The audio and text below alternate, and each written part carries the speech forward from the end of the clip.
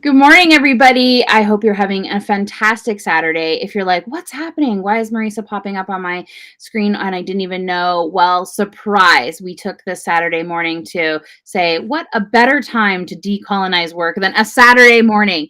Exactly. Yeah, I'm here with Faith Clarke, one of my most favorite people in the entire world.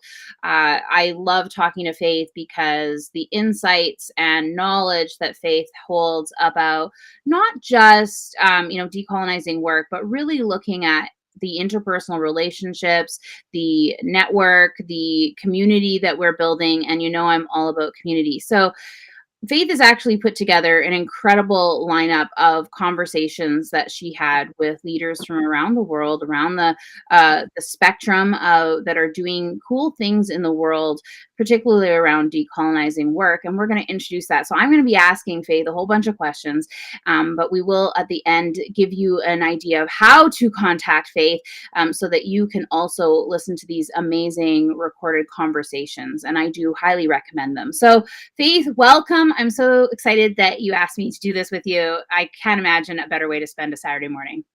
So first of all, Marissa, I have to say that it's my birthday. And it's your You birthday. are you are giving me an incredible treat to be like you said yes at the very last second. This is North America where everybody needs 3 to 4 weeks notice. And at the last minute you said yes. And I'm so grateful for you and having you in my community. Thank you so much.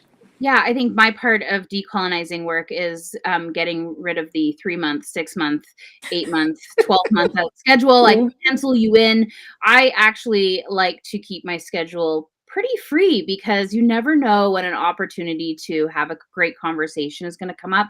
And I hate having to say, ooh, my schedule's so packed. So I purposely do this because you never know who's going to say, hey, what are you doing tomorrow morning at Saturday? Do you want to have a conversation about You want to talk decolonizing about a work? thing? Yeah. Yeah. And I'm like, absolutely. Let's do this. So I just want to start off by asking you, so what's prompted you to start this conversation with people? Yeah, I know. The word decolonize, I was a little bit scared of it because it there's been a lot of conversations about decolonizing things. And then there's been a lot of argument about who can use the word decolonize. As a person growing up in the Caribbean, I just understood that Jamaica used to be a colony and now we aren't. And it was really ingrained in the way I learned history. And so, undoing the effects of colonization, that was what decolonization meant to me. So, it was really a step of, I think, courage to ask the question, what's been in our DNA, what's been in our water, what's in the air? That's the effect of colonization that's making all of this diversity, equity, inclusion work so hard. Because I'm relatively new to the table. I'm in this conversation around belonging and inclusion because I want meaningful work for my kids. And I listen to practitioners who've been in the conversation for a long time and they're burnt out and they're tired and they're like we did it and we tried the things and we put the policies in place and still.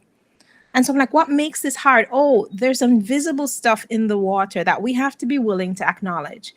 And then systematically pull those things out and reframe how we think about life and the world and work so that we can actually create healing ecosystems for humans, whether those are at work or in recreation or in worship spaces or like everywhere that we are. We need communities where people actually feel like they can thrive. All the people.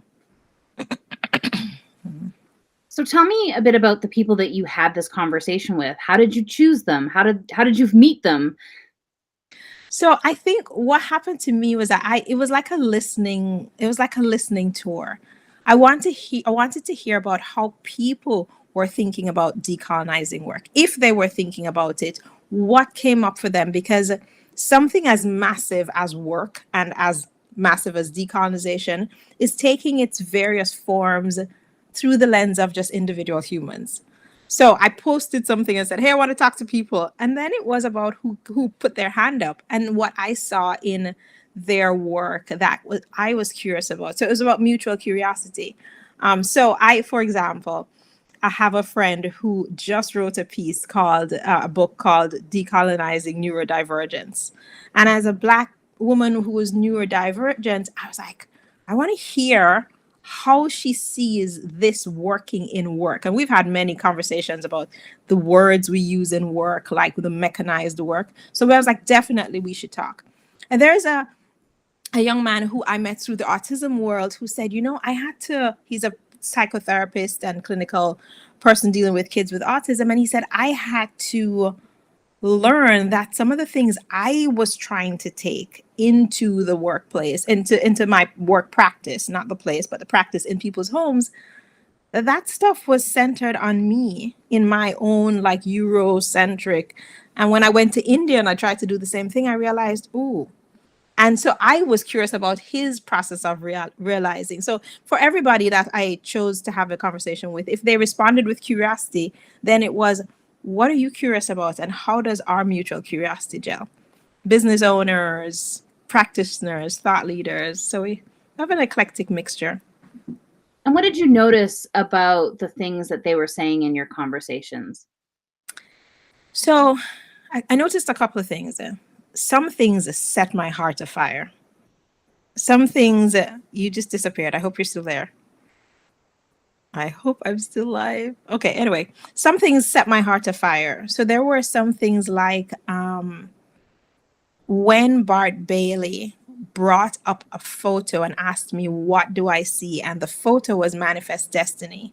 And when he had me looking at the photo and seeing, like, what do you notice? And we made it really very practical. I was feeling chills and I was feeling the weight of colonization. And so it was interesting to me to kind of be curious about what I felt as people talked. I noticed that the conversations ran the gamut of honoring human value and stripping human value away from numbers, honoring human emotion. We had a really powerful conversation about grief with one of my my partners, my conversational partners, about grief in the workplace, about business systems that need to be redesigned, and about the dissonance and the pain that business leaders face when they are trying to acknowledge that they don't know how to decolonize work, and then what to do with that pain while you're still trying to run your business. So a lot of those things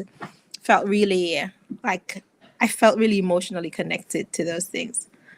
And I am sure, did Marissa go away? Oh, you're here. I just wanted to take myself out of the stream so that I could capture your whole face. So if I bounce around, know that I'll come back to you. But you will come back. Oh. I know that I will come back. I love the emotion on your face, and I wanted to take my own face out of it. I just wanted to see all of you emoting about this conversation. So if I disappear again, I will be back. That's why. Okay, good. Yeah. Okay, so I love that. So it was really interesting. So was there anyone else in particular that really stood out to you that had an interesting conversation that really impacted you? Yeah. Bart Bailey's conversation impacted me a lot because he showed me when he did it like very interactive, and we looked at these images and I saw myself and my children. And that really felt like I felt it inside of me. And one of the questions we asked each other, he asked me at the end, was, can you imagine what freedom feels like, what being free feels like?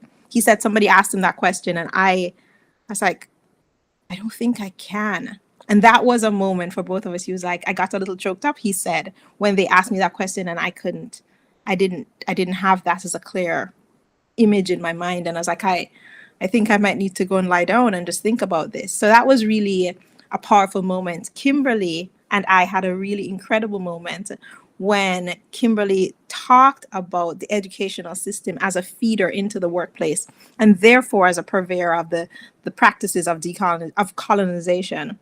And it was this moment when she said, I'd been so angry with my mother for kind of preparing me for the factory, it felt harsh to her as a growing up. And then she realized my mother understood the assignment. The assignment within the educational system, as Kimberly was sharing, was to prepare her, a little black girl, for her place in the world.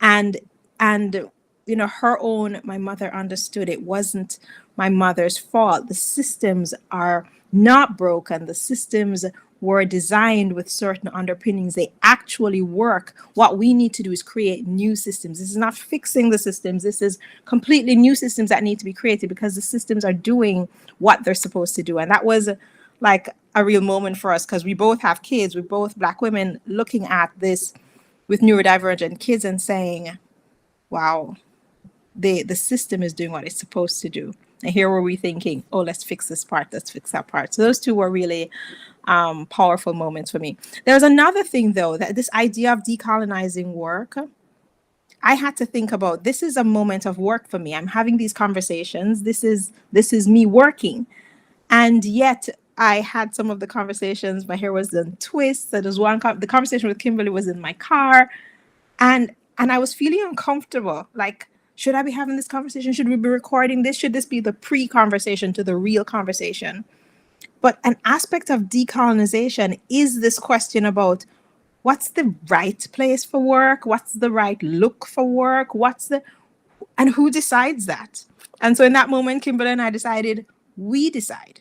We decide that this is the right place and the right time for this work.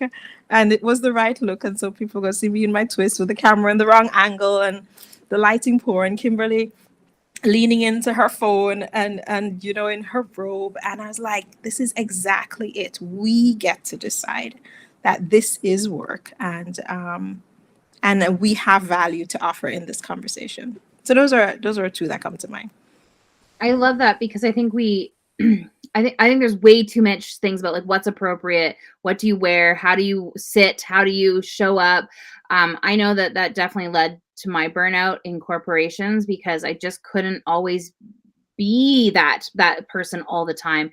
And even now I've noticed that like when I'm on camera all the time, it's really hard for me. Like, but yet I can talk for hours if I am with my video off.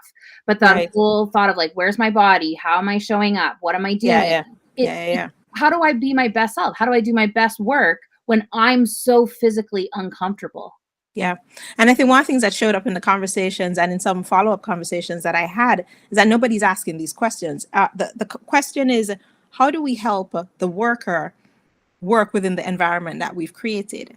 And that's a wholly different question from how do we help the worker do their best work? How do we remove the barriers to this particular person's contribution? And so I'm a cameras on person and I'm fine with that. And so I have centered cameras on. So when I asked this question recently, cameras on or off, what are your reasons, camera off people? And I heard reasons that would not have crossed my mind at all.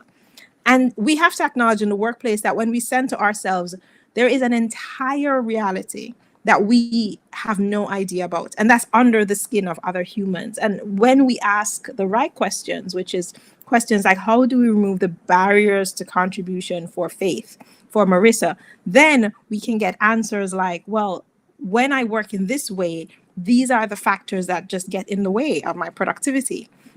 And then we can have an honest conversation. If it is that the workplace is not made for me, then let's just own that. This space is not for you. We can't include everyone. Whereas there's the lie that we tell, we include everyone, and then we promptly don't. Right. So I think there's some of the decolonization is about acknowledging that we aren't asking the humans the questions and really listening for the answers that they could give. I love that. I've been having those conversations too, where true inclusivity is also being strong enough to say that we cannot accommodate everybody, that we are going to do what we can for this particular group of people at this particular time. Yeah. And then when we have more resources or we have more information, then we can move forward on that. But why do you think that is so hard, excuse me, for people to admit that? Yeah, I mean, there's a bunch of reasons why it's hard. One of them is that the people who make decisions are high value people. Part of the whole work of decolonization is this work of decolonizing the perception of human value. And we have this built-in hierarchy, whether it's job roles or types of people or identity characteristics that say this person is valuable, this person is not. So the high value people get to make the decisions. And so it just depends on their perception of what's quote unquote reasonable. But I think the other thing is that the whole work system is built on this industrial mechanized model of slots and cogs, and we like it, things have a specific shape and they fit into their place, and then they do the thing they're supposed to do. So there is an extreme effort on finding the right fit. And I'm like, listen, in a team, it's not finding the right fit, it's being, can we be together with this new person? Can we recreate the sense of human collective? Because humans aren't shaped like boxes or balls or circles, right? It is about the collective ability to reset and then reintegrate and become a new us.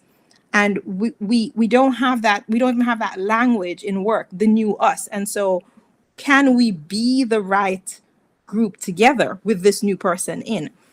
And so, and people always ask me, extension of that is, Faith, how is this scalable? I'm like, wrong question.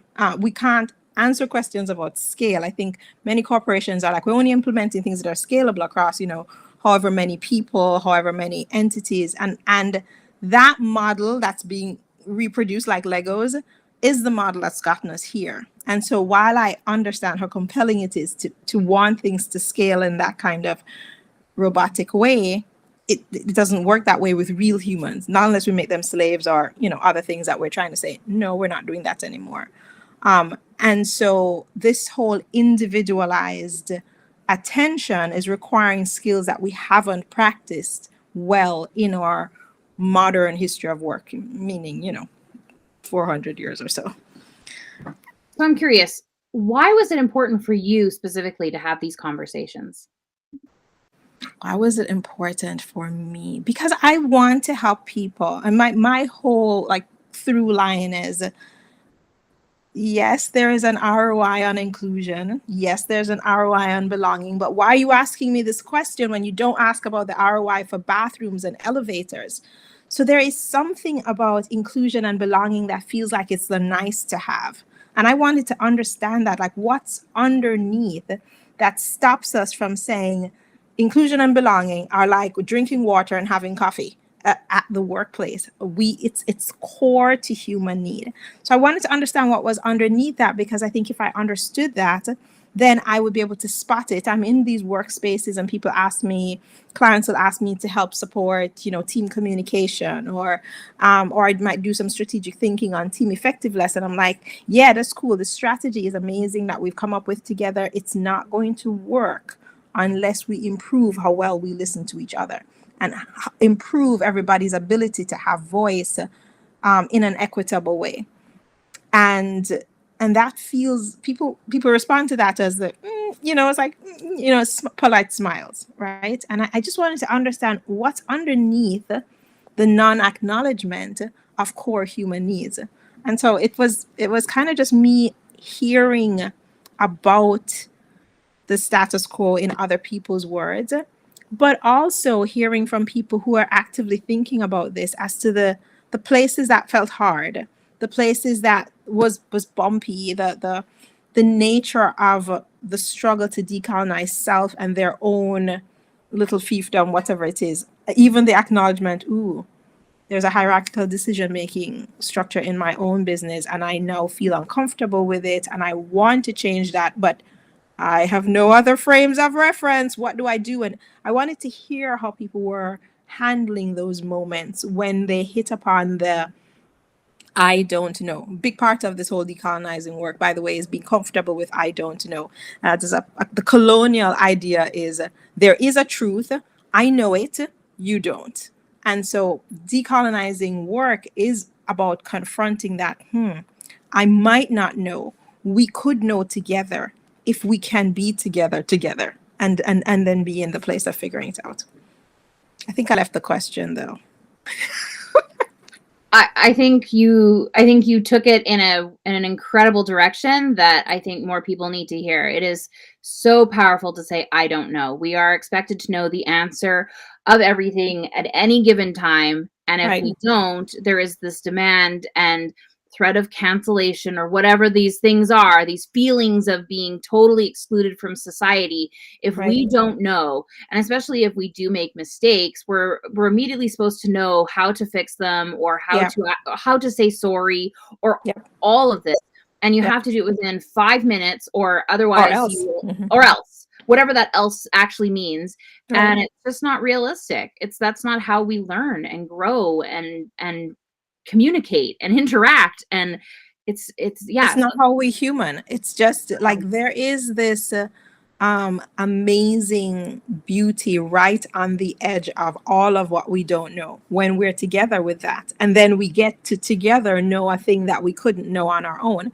And there's too much of, whether it's the colonization thought process through the educational system or individualized approach to, I I study, I go away in my corner, and I come back knowing, and then I tell you, peons who don't know. And that thread really blocks us from the amazing solutions that we don't yet know, but are there in under the skins of all the humans if we could work together on the whatever the specific situation is at in our workplace, in our team, in our business, wherever. Yeah, I'd love to have a conversation with you some other time about that whole concept, because I find even when I'm trying to talk about what would a new economy look like? What could we develop? And people are like, show me where that has ever worked before. I'm like, the Yeah, no, whole it hasn't. idea about this is me pulling out it, like just go. Here's a ball. You catch it, play with Yeah. it, see what it looks like. How does it feel? What can Mhm. you add to it? How do we make it better? And it's Yeah. just so much like, can you cite your sources of where this worked? And I'm like, Right. what is that? This Right. is a new idea. Like, did anyone, when Edison walked out with that light bulb and he was like, this is something I'm thinking about, where people like, can you cite your sources where thousands of people use Who this else have bulb? used this bulb? No, like the people are like, you're gonna have to show me. Cool, Yeah. but let's work on it together. Let's make it Yeah. better. Like, and so I love that. So we're gonna have to. I'm gonna schedule you in for that conversation, because I would love to see how you play with it. So I am I'm curious. sorry, Marissa, Yeah, one thing there, yeah. right there though, is that we each individually have to confront our discomfort with being in that position. Because every time somebody says new economy, and I'm like, but I didn't study economy in school, and I was an engineer, and like, because what I'm confronting is the I don't know, and I'm like, I have to give all the reasons for not knowing, because I can't be a valid human being and say I don't know and sit with that, and then be curious about, well, I wonder who else is curious about this. I think this doesn't work if we don't have a group of people who are willing to be uncomfortable in the I don't know, and also willing to kind of play with it in a curious way. And often, what I've heard with some of the people I've spoken to, is that people may not be ready for that. You're saying, okay, I'm ready for this, and then the other people on the team are like, hey, just we don't feel comfortable, we don't feel safe in this I don't know. We prefer to know, even though the thing we know is not working, because that feels safer. Yeah, and it's interesting. So we have somebody has comment on the Facebook Live and says people have created new economies. Oh, I'm aware of that, and you've asked me to check the history of co-ops. So what you've done here is, what I'm saying is that we stop, even like when I say when new economy, someone says that somebody's already done that, it's co-ops. I'm like, cool, that's awesome. Bring in your body, like bring in that personal. Let's play with that. What worked? Right. What didn't work? I don't need to necessarily go and read the whole entire history of co-ops if you've already done that. Bring Right. what you think works really well, and let's have that conversation, right? But you're right. Like when we tell everybody, go learn that and then come back and have that conversation, we could be missing out on something really amazing. Yeah. No, that's it. I am Yeah. like, yes. Yeah. Yeah. And that's where I come at it. Like, I do know that people, obviously we've created new economies. We started a new economy when we said, hey, we need an exchange. I want to buy your bread, but I don't have, like, you don't need any of my wood. So I'm going to give you this rock, and it's going to protect, like, that's a new we've been doing that for centuries. But what I'm saying is that when we come to, and I love what you said, sometimes I'm ready to have that conversation, but the team is like, whoa, I'm not there. Wherever you are, we are not. right? Right. And that's part of decolonizing that conversation too, because that person can then go away feeling like they're not heard. The Yeah. team can feel not heard because Yep. the other person's just off on this whole thing. We could probably go on for this forever, but I want to know, I have a question for you about this Okay. series that you put together. Right. Faith and I could probably talk for 3 days and just We could occasionally just keep have going from topic to topic. absolutely. So why did you create the series? What was the impetus? Who did you want to hear it? I've often heard from clients, we agree with this and we don't know how. And yes, I want to be able to say in any specific moment, let's actually sit together in the huddle for a day and let's birth the how together. I use a ton of birthing analogies, midwife analogies. Um, and yet, I also wanted to share this. There are people thinking about this, and there are people who are noticing the how, and there are people who are noticing that we don't know how, and we could be in this together. So, sharing these conversations is a way to say, you're not alone in this. I want to do this, and I'm not sure how. So a lot of the conversation I had were very vulnerable, like we're not sure, but we're trying this thing or that thing. And at the same time, I want people to say, to be able to kind of be okay with, I don't know. And then I can join their conversation. So my work with organizations, with teams, is building that strategy.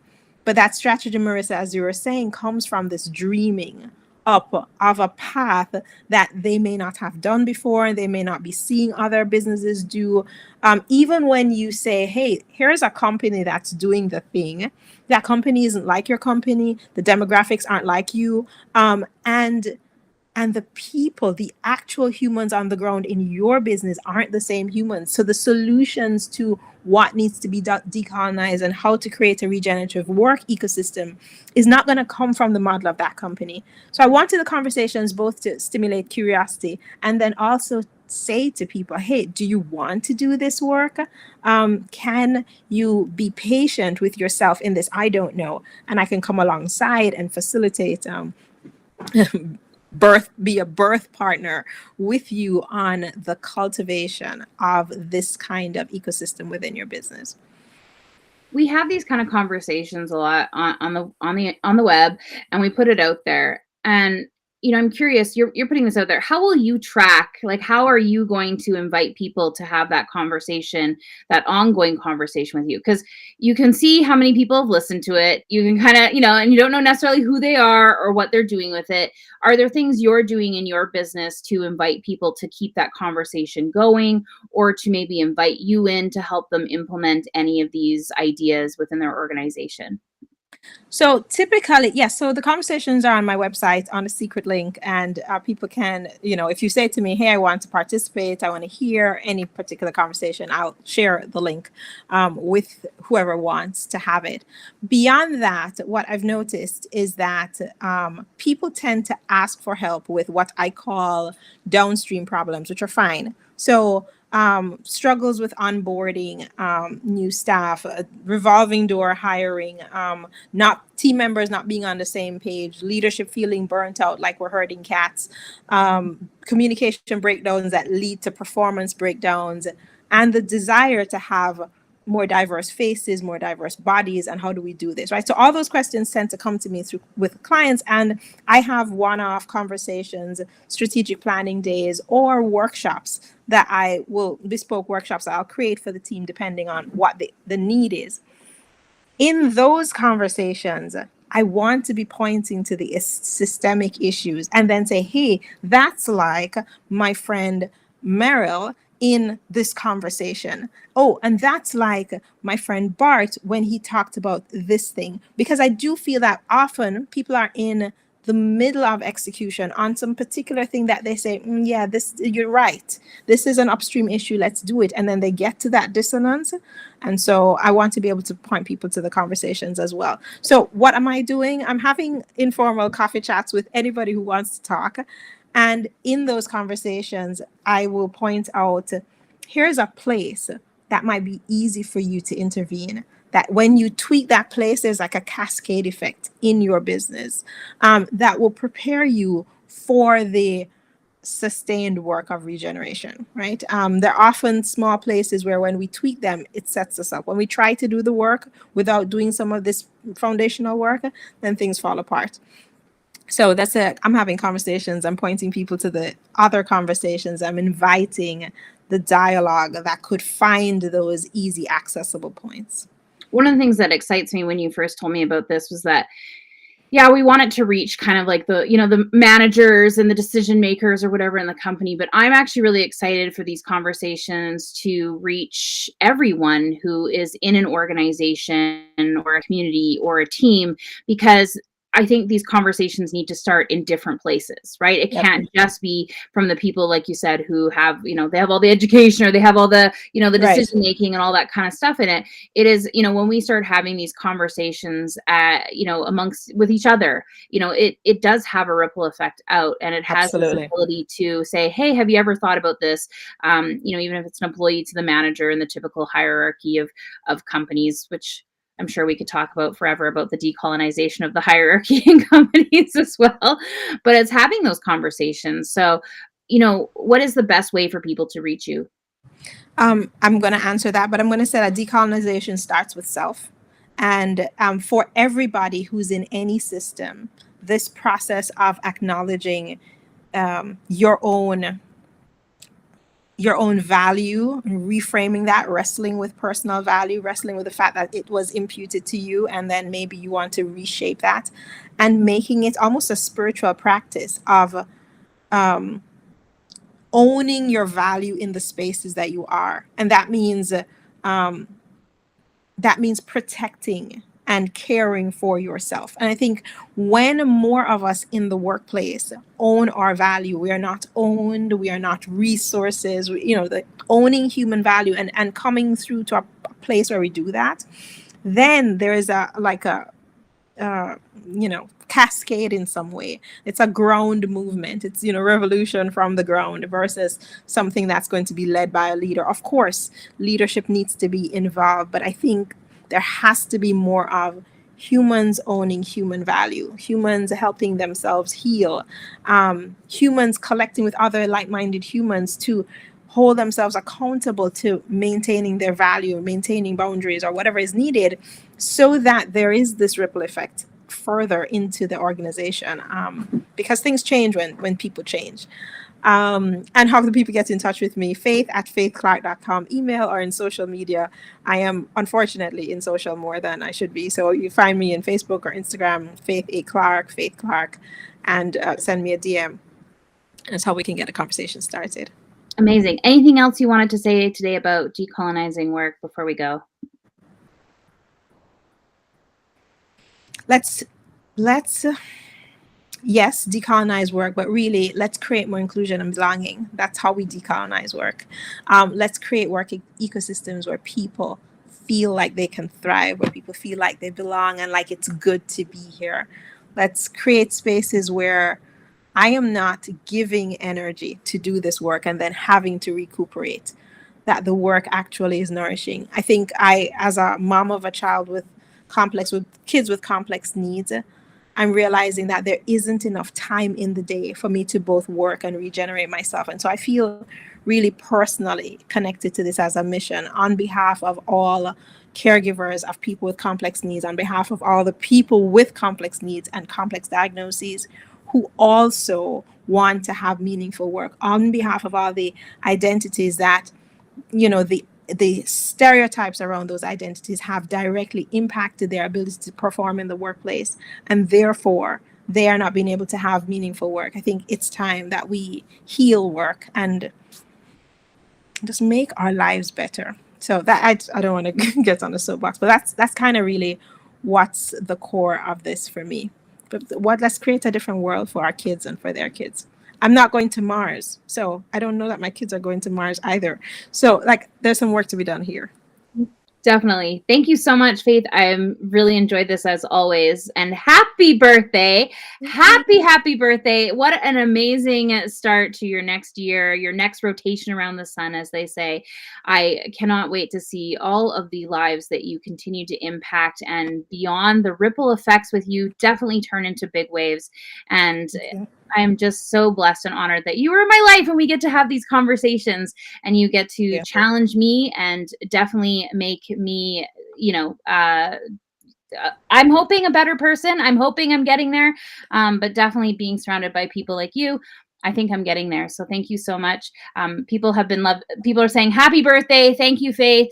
I think we've had a lot of really great comments here. I'll share with you afterwards, but we've had some amazing. Thank you everyone for watching. Sorry if I didn't answer any of your specific questions. We have on a restream here and I wanted to make sure that Faith got some of these amazing little nuggets out to share with us, but I definitely will have Faith back. I could have, again, 10,000 conversations with Faith and it would never be enough. So thank you so much, everyone. And I hope you're having an amazing weekend. And please do share this. Share this, share this, share this. I think the more that we can start having these conversations, and don't be afraid to have these conversations with other people. Like Faith says, use these conversations as starting ground. I mean, the best thing that we can do, I think, is like when you watch in a small group, these kind of conversations. And then afterwards, have a little bit of a conversation with yourself. Like, what did you notice about yourself?